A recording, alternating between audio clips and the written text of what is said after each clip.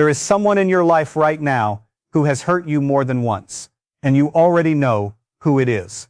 Their name just floated into your mind the moment I said that. Maybe it is someone you love deeply, a parent, a partner, a best friend, a sibling.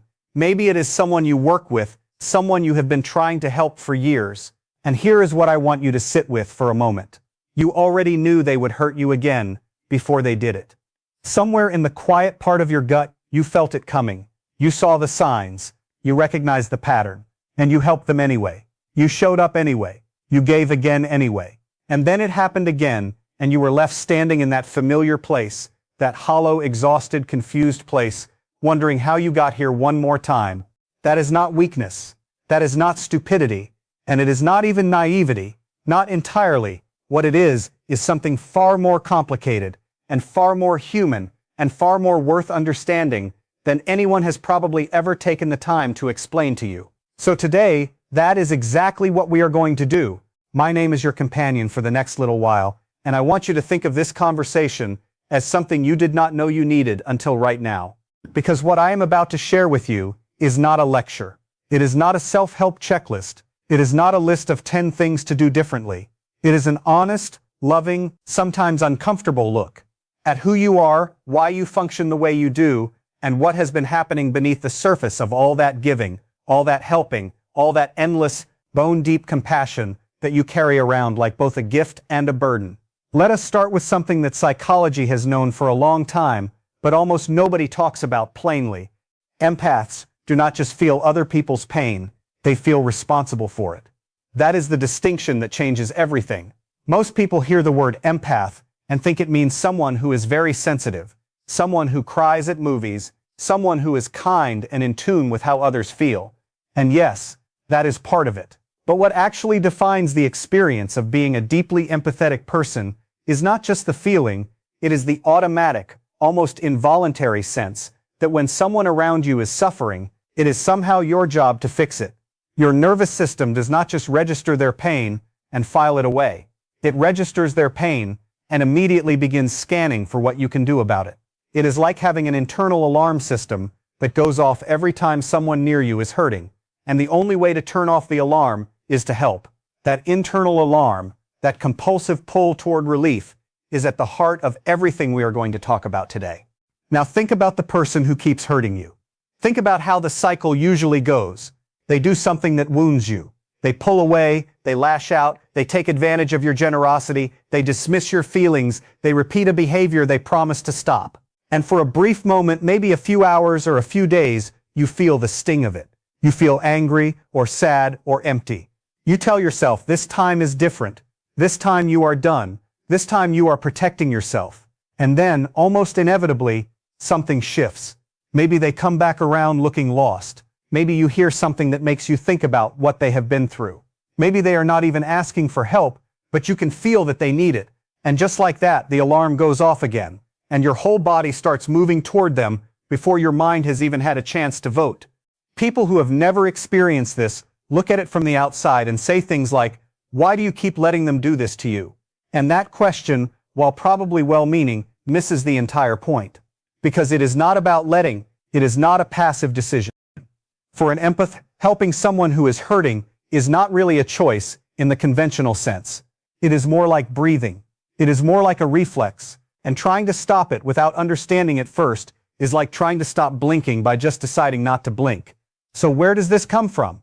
Why are some people wired this way and others are not? The research points to a few different places, and they all intersect in ways that are worth understanding.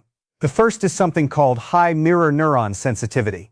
Mirror neurons are the part of your brain that activates when you observe another person experiencing something, as if you were experiencing it yourself. When you watch someone stub their toe, your brain lights up in the same region as if your own toe got hit. In highly empathetic people, this mirroring is turned up significantly. You are not just intellectually aware of what someone else feels. You are neurologically living a version of it. This is not a metaphor. This is brain science. When someone you care about is in pain, some part of you is genuinely in pain too. And your helping is, at least partially, a way to relieve your own nervous system. Let that land for a second, because it is important and it is a little uncomfortable. Some of your helping is not purely selfless. Some of it is self-regulation. You help because their pain causes you pain, and you help them because it is the fastest way to make your own discomfort stop. That does not make you a bad person. It makes you a human being with a nervous system that is finely tuned to connection. But it is worth knowing, because once you see it, you start to understand why it is so hard to stop, even when the helping is hurting you. The second root goes deeper, back into early life, into the very first places where you learned what love looked like and what you had to do to keep it. Many deeply empathetic adults grew up in environments where emotions were unpredictable. Maybe there was a parent who had big moods, where some days were warm and safe and others were tense and frightening, and you never quite knew which one you were going to get. Maybe there was loss or instability, a family going through something hard, a sibling who needed extra care, a parent who was struggling. Maybe love in your house felt conditional in some quiet way, like it had to be earned, like you had to be good enough or helpful enough, or invisible enough to keep the peace. In environments like these, children do something incredibly intelligent. They become attuned to the emotional states of the people around them. They learn to read the room. They become tiny experts in what other people are feeling. Because knowing what someone is feeling is how they stay safe, how they stay loved, how they make sure the scary thing does not happen. This was adaptive, this was survival, this was smart. But here is what happens. The child grows up. The environment changes. The actual danger is no longer there, but the nervous system does not automatically update its programming. It keeps doing what it learned to do. It keeps scanning, keeps reading, keeps trying to manage and soothe and fix the people around it, because somewhere deep in the wiring, that is still what love means. That is still what safety looks like. That is still the rule, even though the game changed. So when someone in your adult life is hurting, your nervous system does not just see a struggling person. It sees a familiar signal. It hears an old call, and it responds with everything it knows how to do.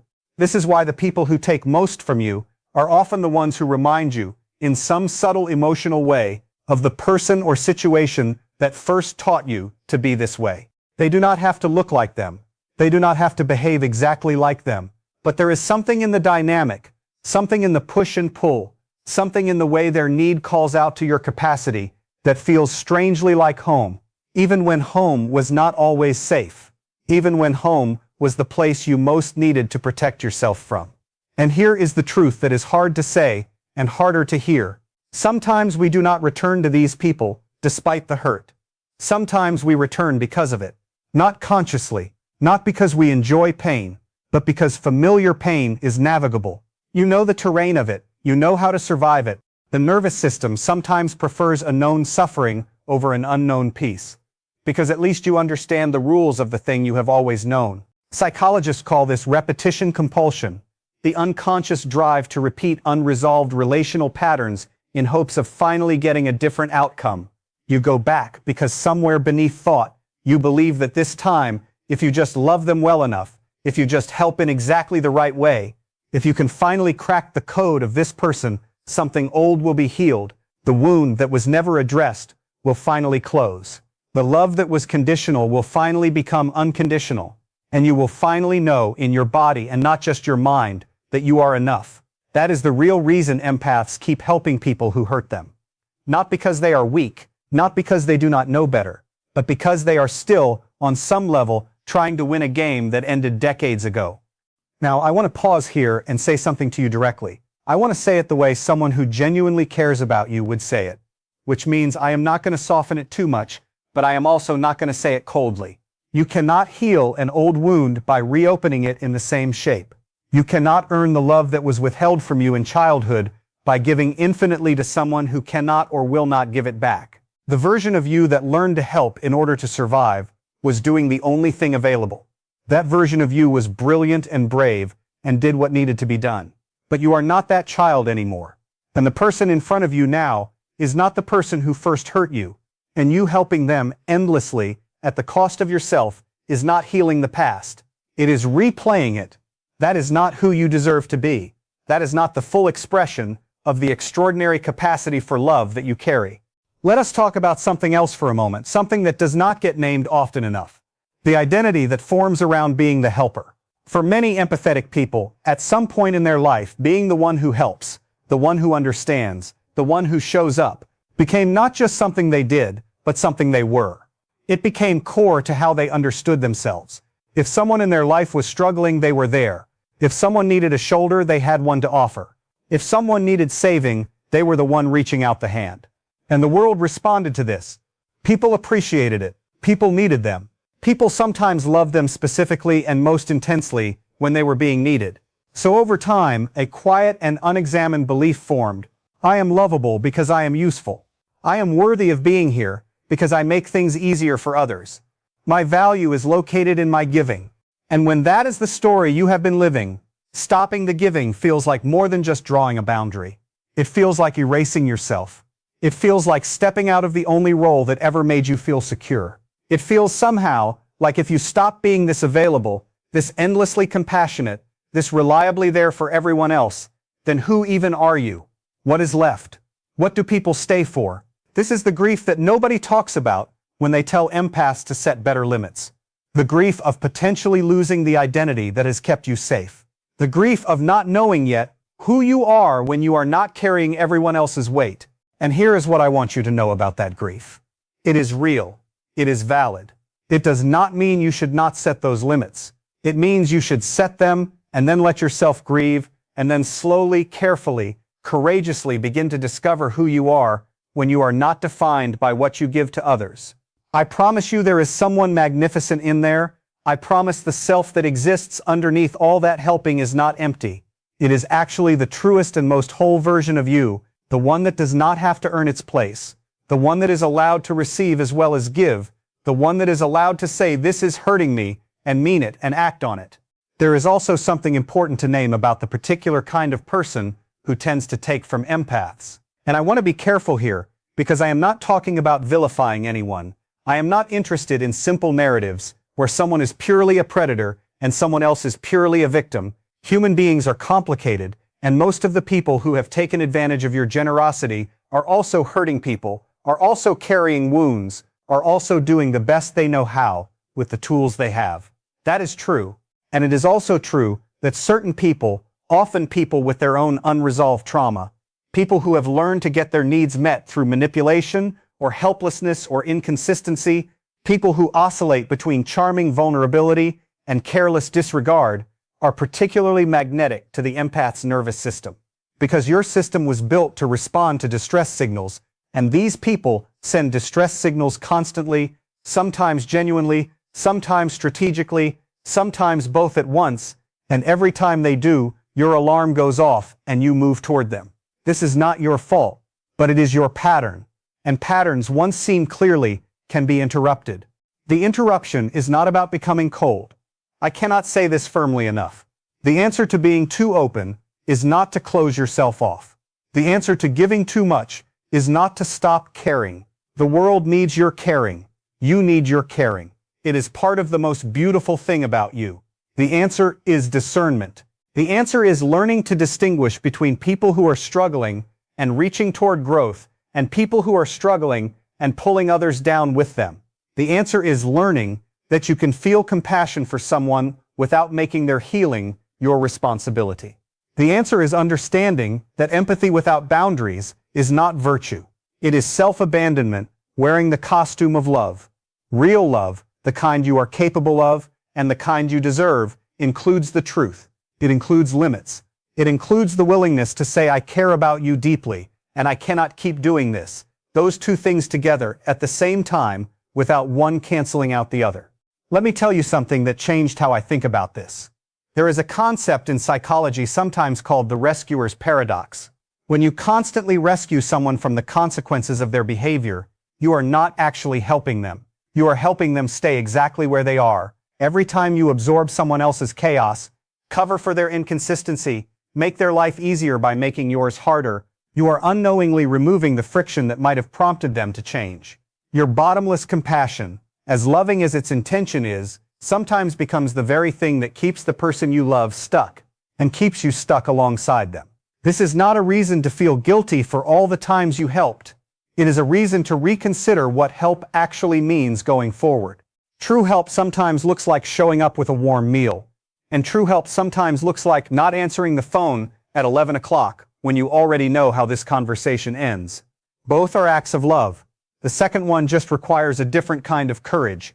The quiet, private, often lonely courage of choosing yourself. I want to end with something I need you to really hear, not just process intellectually, but actually feel. You have been working so hard for so long. You have been giving so much to so many people at such cost to yourself, and you have done it because that is genuinely who you are. You are not performing kindness. You are not helping people to look good. You do it because you feel things, because you see people, because somewhere in you there is this deep and abiding belief that love should mean something, that it should show up, that it should not abandon people when they are struggling. That is not a flaw. That is a form of moral beauty that the world is genuinely better for having in it. But beauty that is never replenished runs dry. A river that only flows out and never receives does not stay a river. It becomes a dry bed. And you have been a river for so many people for so long, and I want to ask you gently, who has been a river for you? Who has shown up for you the way you show up for everyone else? Who has stayed up at night worrying about whether you are okay? Who has felt your pain the way you feel theirs? If the answer is almost no one, or the list is very short, then that is the most important thing this conversation has offered you today. Not the psychology of it, not the theory of mirror neurons, or repetition compulsion, but this simple and devastating recognition. You have built a life around loving others well, and somewhere along the way, you stopped insisting that the love come back. You are allowed to insist now. You are allowed to require it. Not as a transaction, not as a demand, but as a quiet and non-negotiable truth you begin to live by. I am someone who deserves to be loved as fully and as carefully as I love others. And I will stop settling for less.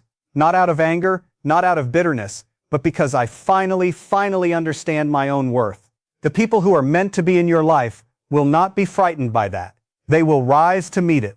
The ones who disappear when you start taking up the space you deserve, the ones who pull away when you stop being infinitely available, the ones who only wanted you as a resource and not as a full human being, those are not the people you are losing.